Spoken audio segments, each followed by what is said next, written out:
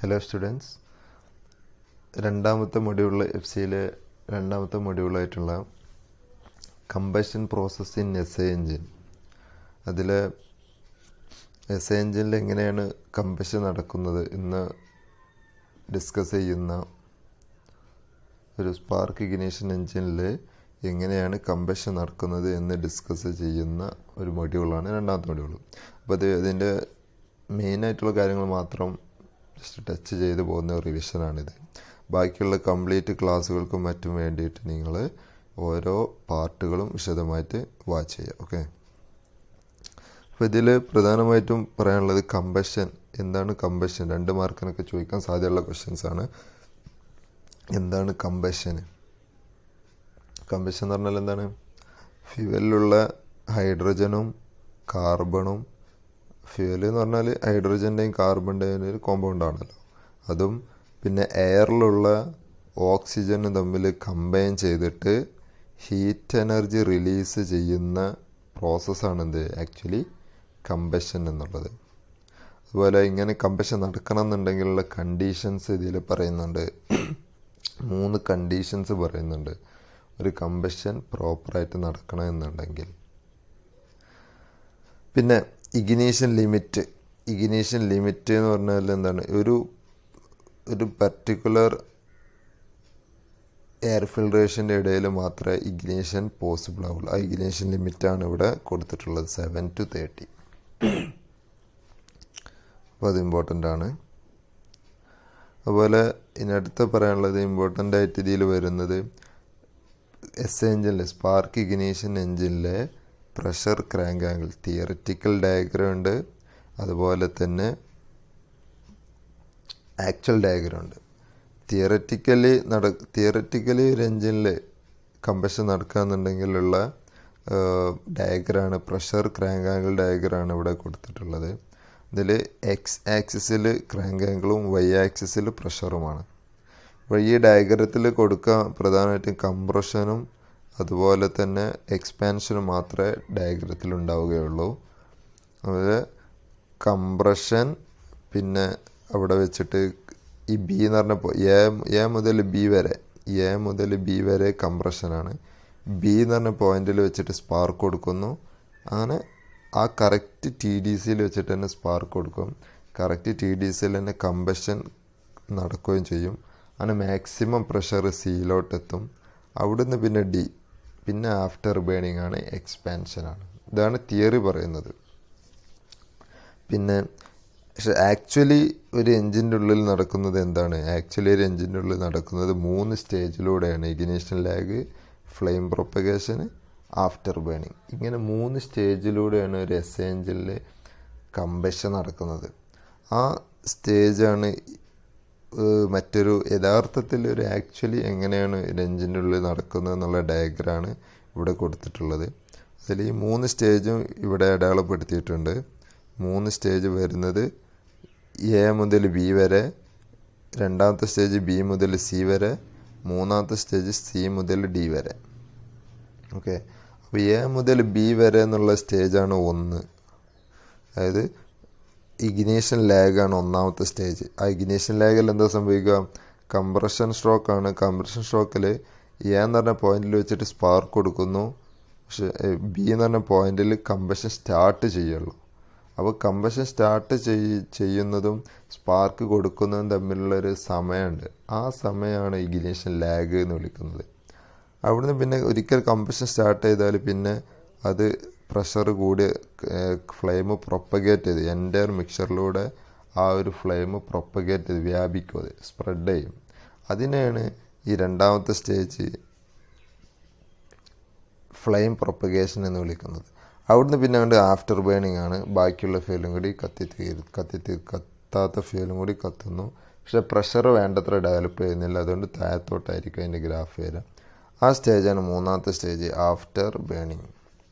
Okay, അപ്പോൾ ഇതിൻ്റെയൊക്കെ വിശദമായിട്ടുള്ള ക്ലാസ്സുകൾ നിങ്ങളുടെ പാർട്ടിലുണ്ട്, അത് നിങ്ങൾ നോക്കണം. അപ്പോൾ ഈ ഡയഗ്രം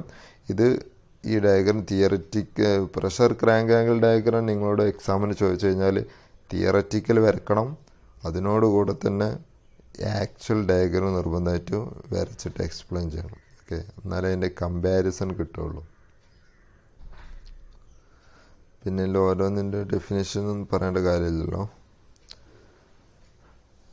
ഇനി ഇഗ്നീഷൻ ലാഗിനെ എഫക്റ്റ് ചെയ്യുന്ന ഫാക്ടറുകൾ എന്തൊക്കെയാണെന്നുള്ളതാണ് അടുത്തത്. ഇത് വളരെ ഇമ്പോർട്ടൻ്റ് ആണ്. 6 അല്ലെങ്കിൽ 9 മാർക്കിനൊക്കെ ചോദിക്കാൻ സാധ്യതയുള്ള ക്വസ്റ്റ്യൻസ് ആണ്. ഇഗ്നീഷൻ ലാഗിനെ എഫക്റ്റ് ചെയ്യുന്ന ഫാക്ടറുകൾ ഏകദേശം ഒരു 6 നിർബന്ധമായിട്ട് പഠിച്ചു വെക്കണം.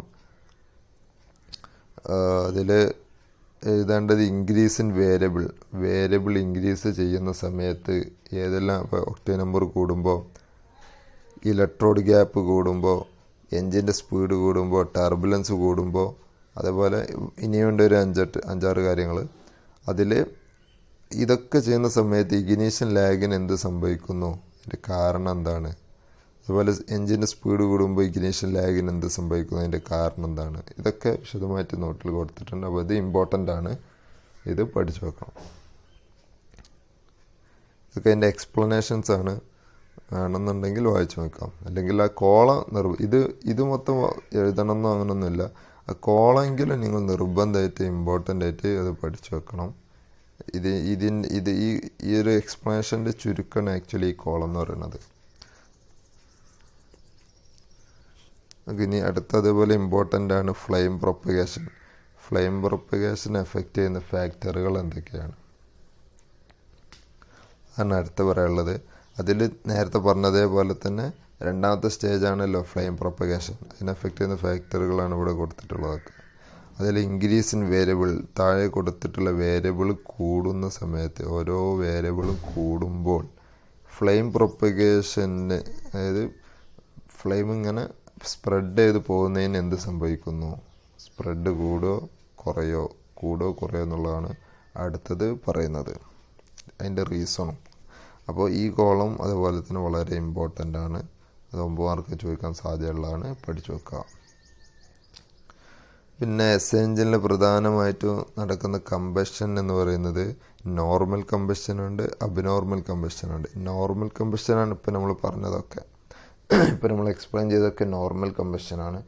ഇനി അസാധാരണ രീതിയിലും കമ്പഷൻ നടക്കാം, അതൊരിക്കലും എഞ്ചിനിൽ നടക്കാൻ പാടില്ലാത്തതാണ്. 2 ടൈപ്പ് ഉണ്ട്, നോക്കിങ്, സർഫസ് ഇഗ്നീഷൻ. സർഫസ് ഇഗ്നീഷനിൽ തന്നെ പ്രീ ഇഗ്നീഷനും പോസ്റ്റ് ഇഗ്നീഷനും.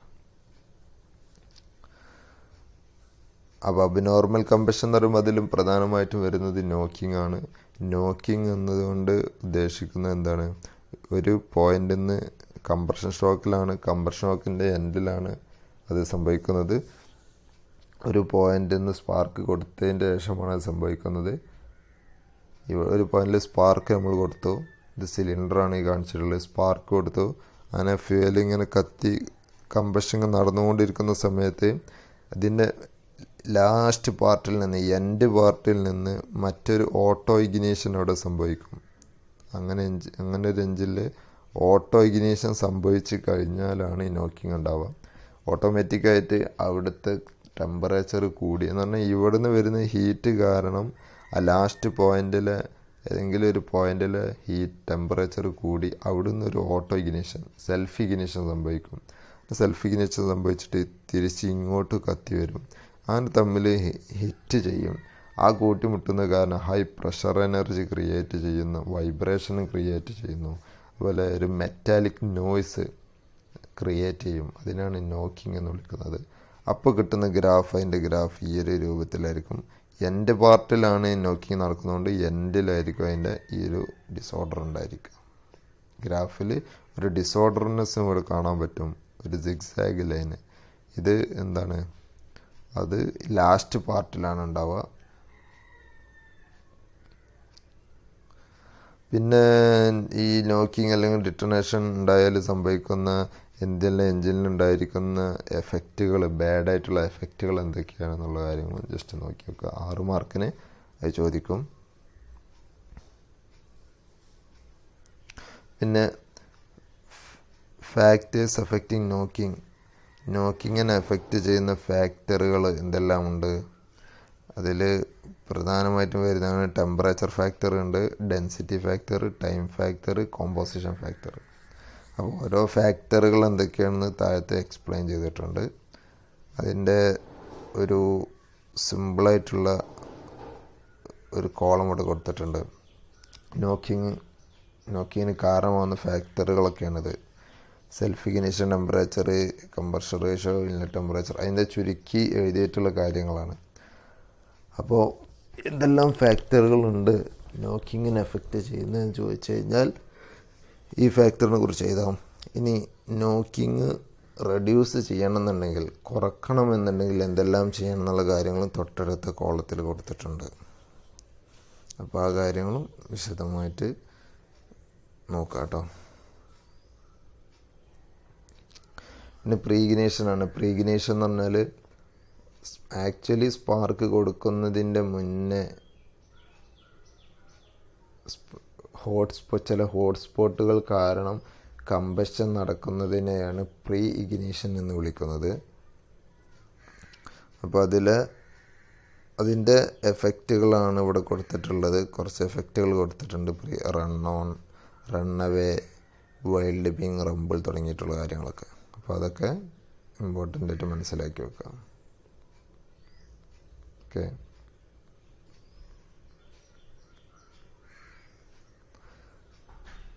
ഇപ്പോൾ 2 മാർക്കും ചോദിക്കാൻ സാധ്യതയുള്ള ക്വസ്റ്റ്യൻസാണ്. എന്താണ് കമ്പഷൻ, അതുപോലെ നെസസറി കണ്ടീഷൻസ് എന്തൊക്കെയാണ്, ഒക്കെ 2 മാർക്ക് ചോദിക്കും. അതേപോലെ ഇഗ്നീഷൻ ലിമിറ്റ് ഒരു 6 മാർക്കിന് ചോദിക്കാൻ സാധ്യതയുണ്ട്.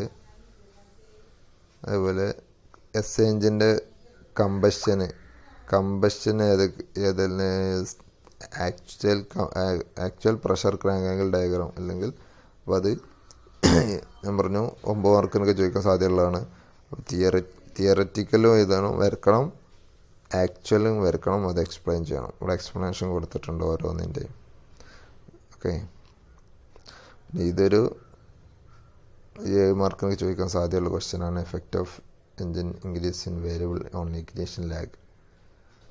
അതുപോലെ ഫ്ലെയിം പ്രൊപ്പഗേഷൻ എഫക്റ്റ് ചെയ്യുന്ന ഫാക്ടറുകൾ, അതൊരു 7 മാർക്ക് ചോദിക്കാൻ സാധ്യതയുള്ള ക്വസ്റ്റ്യനാണ്. പിന്നെ നോക്കിങ്ങിനെ കുറിച്ചിട്ട് ചോദിക്കാം, 7 മാർക്കും ചോദിക്കാൻ സാധ്യതയുള്ള ക്വസ്റ്റ്യനാണ് നോക്കിങ്. അതുപോലെ എഫക്റ്റ് ഓഫ് ഡിറ്റണേഷൻ്റെ എഫക്റ്റ് 7 മാർക്കും ചോദിക്കാൻ 6 മാർക്കും ചോദിക്കാൻ സാധ്യതയുള്ള ക്വസ്റ്റ്യനാണ്. പിന്നെ ഫാക്ടേഴ്സ് ദാറ്റ് ലിമിറ്റ് കംപ്രഷറേഷൻ പെട്രോൾ എഞ്ചിനിൽ കംപ്രഷറേഷൻ ലിമിറ്റ് ചെയ്യാനുള്ള കാരണം 6 മാർക്കും ചോദിക്കാൻ സാധ്യതയുള്ള ക്വസ്റ്റ്യനാണ്. കാരണം നോക്കിങ് ഉണ്ടാവുന്നത് കൊണ്ടാണ്. അതുപോലെ ഹയസ്റ്റ് യൂസ്ഫുൾ കംപ്രഷൻ റേഷ്യോ 2 മാർക്കും ചോദിക്കാൻ സാധ്യതയുള്ള ക്വസ്റ്റ്യനാണ്. പിന്നെ എസ് എഞ്ചിനിൽ എങ്ങനെ നോക്കിങ് നമുക്ക് കുറക്കാൻ പറ്റും, അതൊരു 7 മാർക്ക് ചോദിക്കാൻ സാധ്യതയുള്ള ക്വസ്റ്റ്യൻസാണ്. അതേപോലെ സർഫസ് ഇഗ്നീഷൻ അതിനെക്കുറിച്ച് ചോദിക്കും, അതിൻ്റെ എഫക്റ്റുകൾ ചോദിക്കും, ഒക്കെ 7 മാർക്ക് ചോദിക്കാൻ സാധ്യതയുള്ള ക്വസ്റ്റ്യൻസാണ്. ഇത്രയാണ് ഇതിൽ ഇമ്പോർട്ടൻ്റ് ആയിട്ട് പഠിക്കാനുള്ളത്. പിന്നെ ഇതിൽ ഡയഗ്രാം വരക്കുന്ന സമയത്ത് ഡയഗ്രാം കൃത്യമായിട്ട് തന്നെ നിങ്ങൾ വരക്കണം. ഡയഗ്രാം നോക്കേണ്ടത്, ഇമ്പോർട്ടൻ്റ് ആയിട്ട് പഠിക്കേണ്ട ഡയഗ്രാം, ഈ ഇഗ്നീഷൻ ലിമിറ്റിൻ്റെ ഡയഗ്രാം ഒന്ന് കൃത്യമായിട്ട് പഠിച്ചു നോക്കുക, ഒന്ന് വരച്ച് വെക്കുക. അതേപോലെ